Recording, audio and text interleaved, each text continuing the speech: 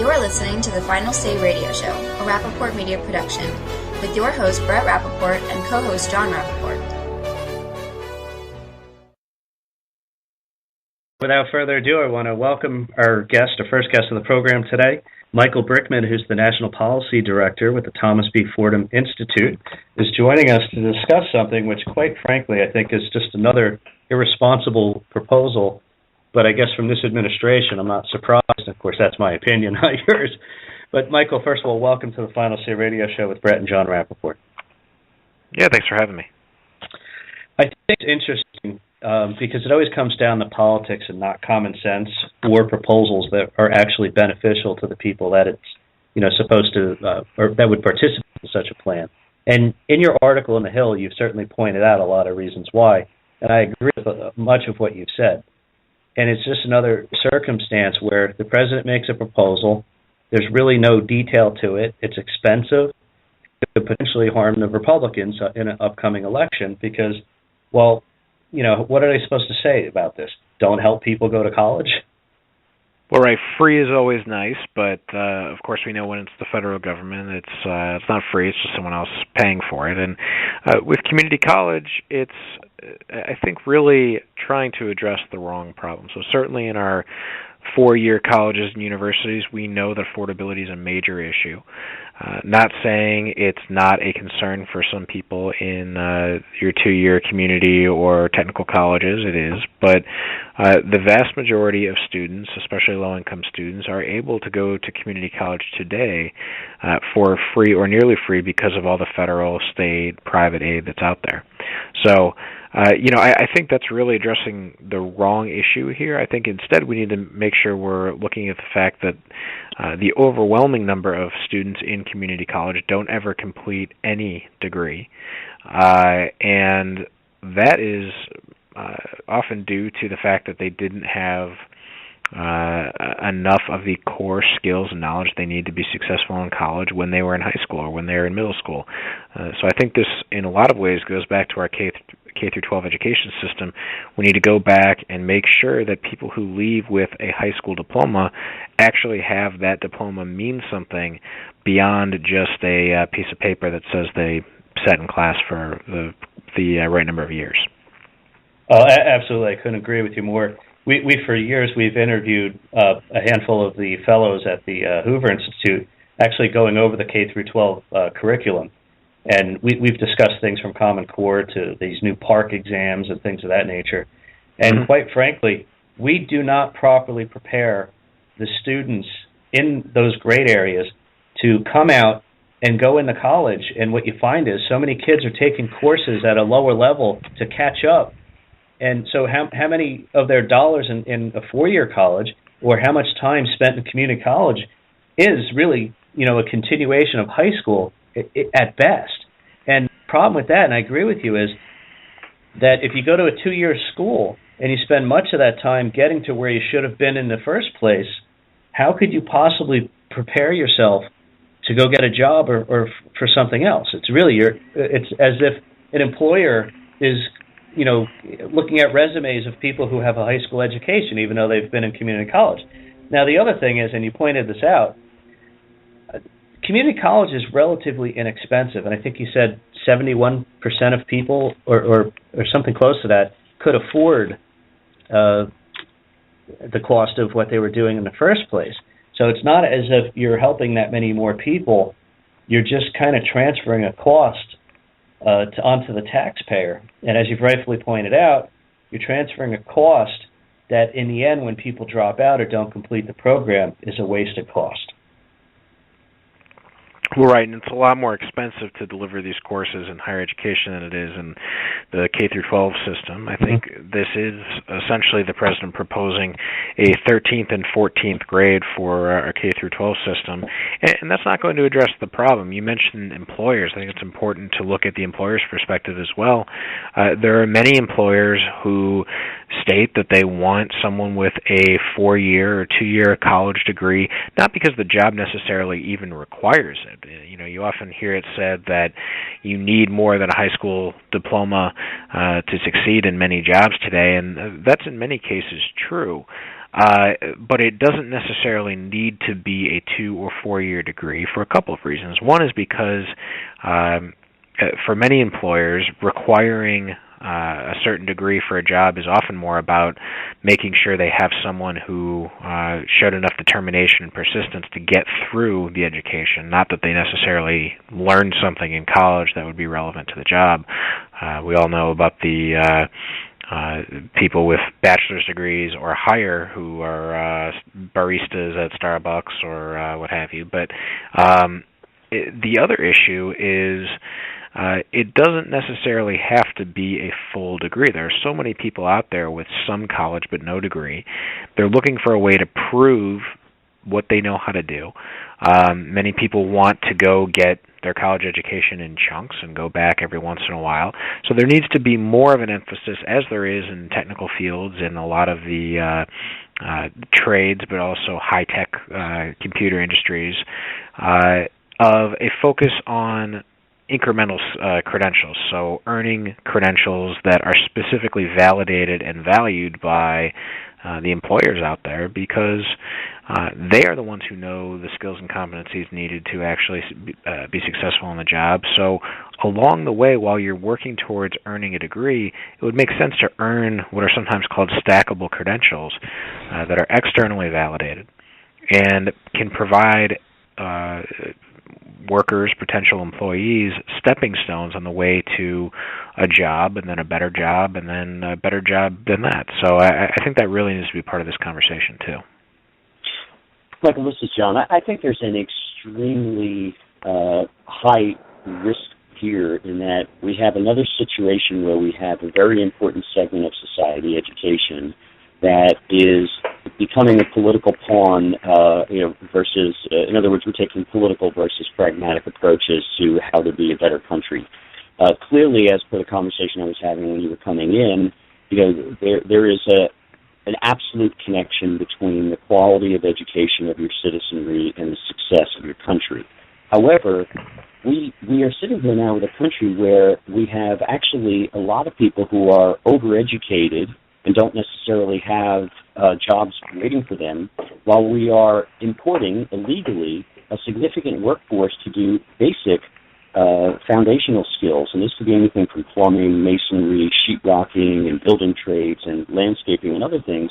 And this is where I see huge opportunity here that the interim college, the public 2-year schools, could actually can serve as a way of rising these people up by giving them basic career skills and enough communication skills to be able to actually make a living and provide for their family.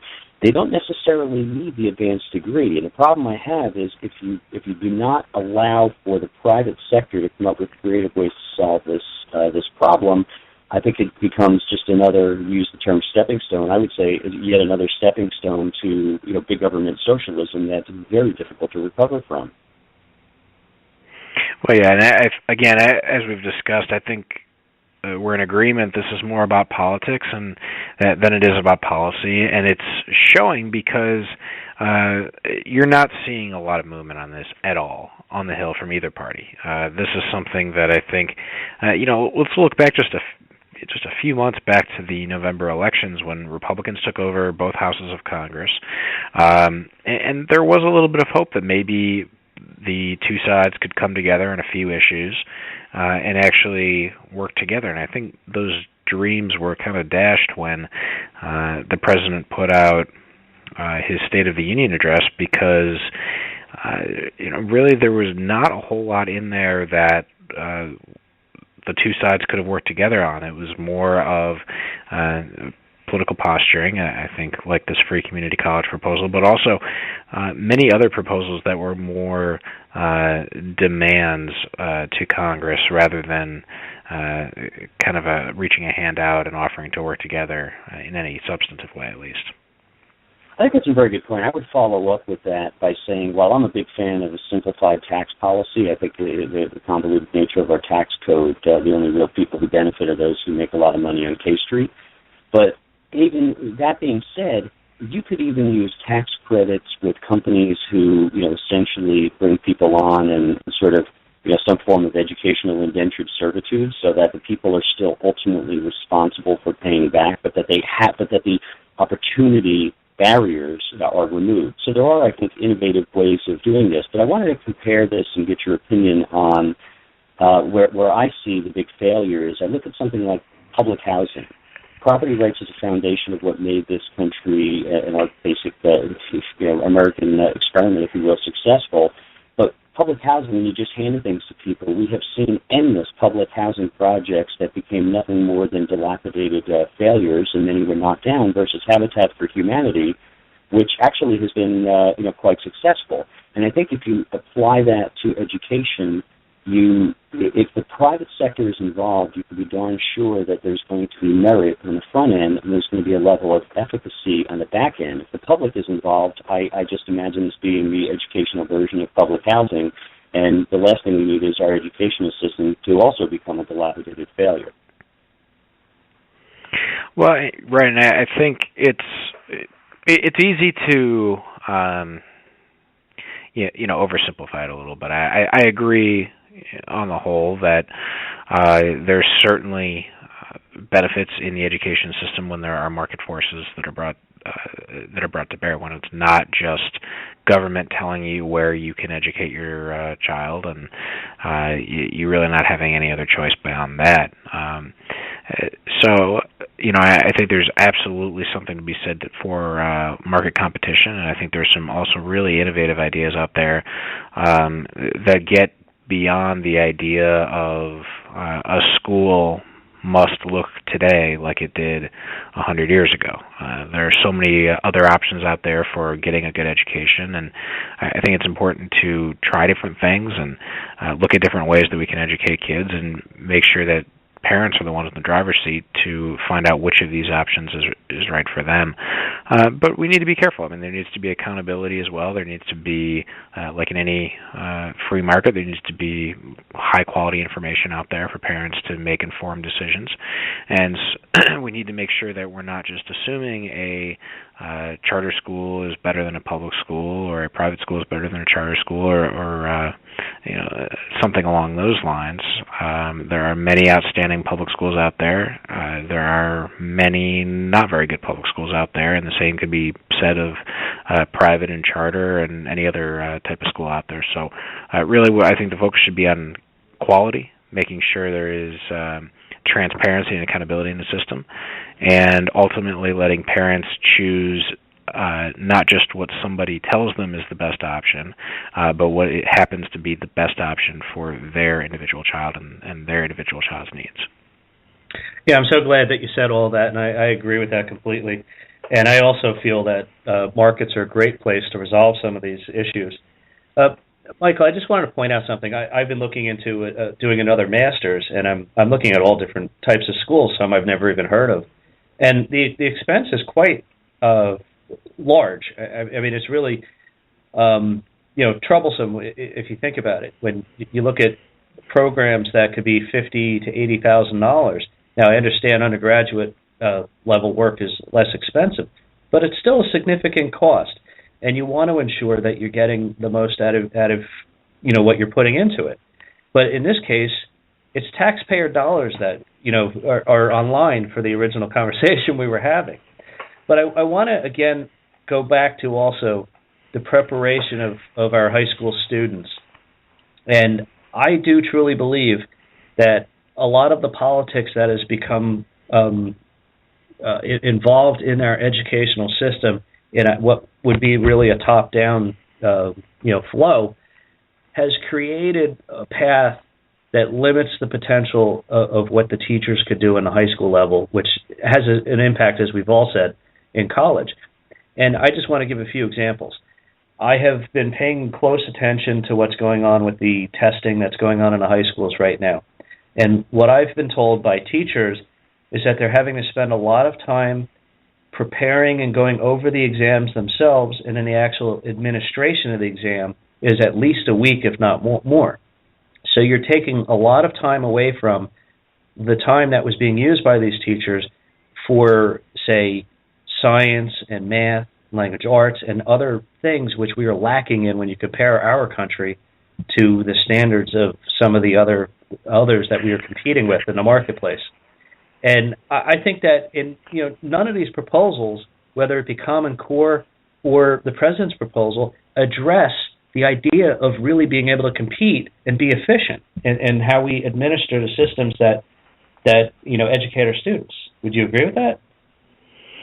Well, I think that's certainly true of the President's proposal. A couple things on testing and Common Core, since you bring it up. On testing, certainly there is such a thing as testing overkill. Right. Testing serves a purpose. There are some people out there who are saying we need to not have testing or opt kids out of testing. And I don't know why you would want to do that. I don't know why you wouldn't want to know whether or not and to what extent your child is succeeding in school, and why you wouldn't want to know whether schools as a whole or school systems as a whole are succeeding, and where they may have deficiencies and what could be done about that. So I think, as I said before, transparency is an absolute must in the education system, but that doesn't mean we need to be spending so much time. I think actually, despite kind of the popular narrative out there, especially coming from the left, the reality has been that most, and there are studies to back this up, most testing is actually not driven by the state level, but is actually driven by the local level. And I think part of the reason for that is local schools have found that the state-mandated tests in the past have not been terribly useful for teachers. They take too long to grade. They're not. They're clunky. They don't give them real granular information about what they can do to actually help kids do better. And so, because the state-mandated test is, let's just call it useless, in many states, local school districts have opted to layer additional tests on top of that they actually think might be useful. So I think what you might see with some of these new tests out there, the PARCC and the Smarter Balanced and others that are being developed, you'll actually see a reduction at the local level if those tests, the promise of those tests comes to bear, because I don't think you'll see as much of a need at the local level to layer on those additional tests on top of it if the test is better. Right. And there are signs that the new tests will be better. With regard to Common Core or standards in general, I think it does get to this point of we want students who are graduating from high school to be ready for college or a career or some other productive endeavor that they choose, and not that we're simply passing them out of high school to send them on their way, and then they have to go take all these expensive remedial courses in college, or private employers have to pay to train workers not with workplace skills but with basic English and math skills. That's a huge problem that we see out there, and I think it's something that needs to be addressed, like we discussed at the outset, in the K through 12 system. And there are so many things that need to be done to make sure we actually achieve high expectations. But first, we actually have to set high expectations. And for too long, it was the politically easy thing to do, to say we're going to set low expectations. We're going to tell parents that everything's A-okay, that 80% of the kids are proficient, when in reality it's probably 30-something%. And that's really not doing anybody any good. And I think one of the things that Common Core has brought about in a positive way is created a more honest accounting of whether or not students are actually performing on the whole. Right. Now, of course, if states want to go with something different than Common Core, that is absolutely their right. There's some people out there saying it's a federal mandate. It's not. So if states want to change Common Core, that's completely their right. My only hope is that if they make changes, make them better, and don't make it worse. And some states have, in kind of monkeying around with this, have made the standards worse and not better. So that's not what we want to see. I agree with that. Yeah. Well, Michael Brickman, again, I want to thank you for this conversation. We'll have to pick this up again sometime. And we did appreciate your story. Let's get serious about college readiness. That was featured in The Hill. Again, Michael is the National Policy Director with the Thomas B. Fordham Institute, and we thank you for joining us today on the Final Say Radio Show. Look forward to having you again soon.